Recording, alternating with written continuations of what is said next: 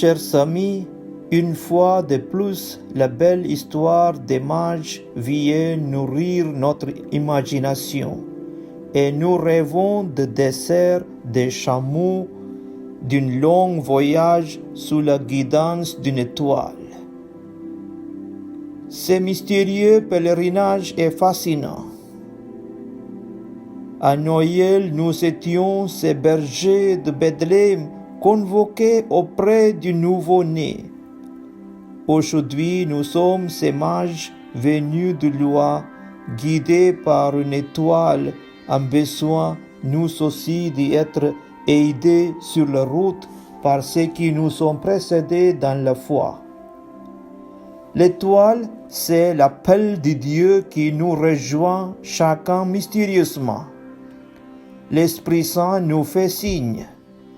Il nous éveille à marcher vers un absolu.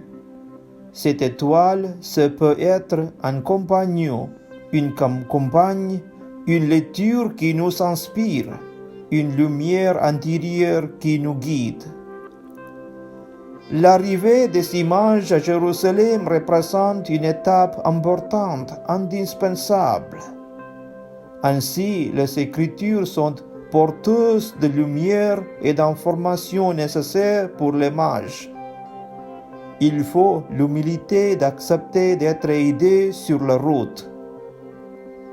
L'étoile qui revient et se pose sur la maison où est l'enfant montre que Dieu n'abandonne pas celui ou celle qui cherche. Une grande joie nous attend. La joie d'être auprès de l'enfant et de sa mère.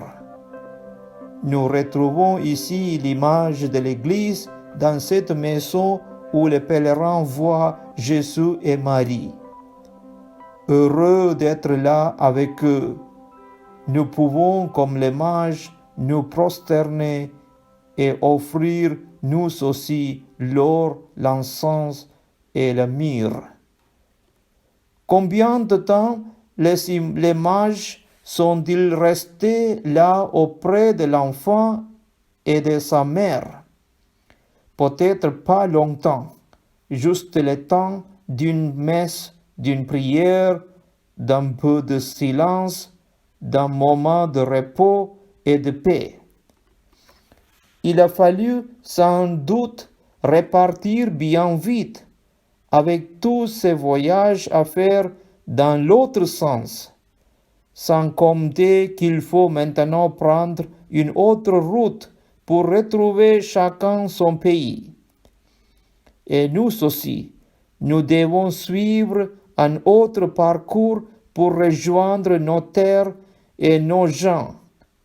C'est que plus rien ne sera pareil maintenant. L'enfant Dieu nous a touché le cœur. Il nous a comblés de paix, de joie, de confiance.